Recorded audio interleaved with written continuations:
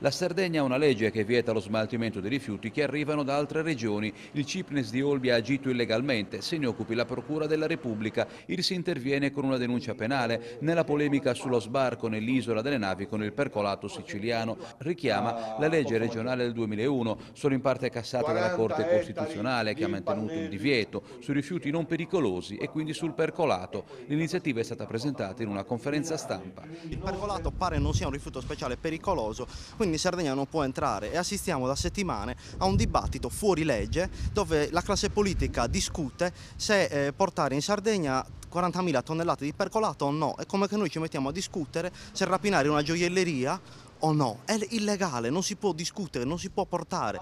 Terra, sole, vento, acqua appartengono ai sardi, ha aggiunto Gavino Sale, ma c'è chi senza distinzione politica li vende per 2 soldi. In questo momento sono centinaia le vertenze ambientaliste nell'isola.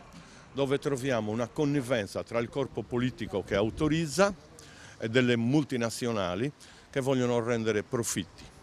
Ci sono 130 zone di frizione dove è necessario trovare soluzioni e smettere di prostituire la nostra terra. Occorrono sia il piano regionale dei rifiuti che quello energetico, hanno detto i rappresentanti di IRS. La poca chiarezza fa gioco solo agli speculatori.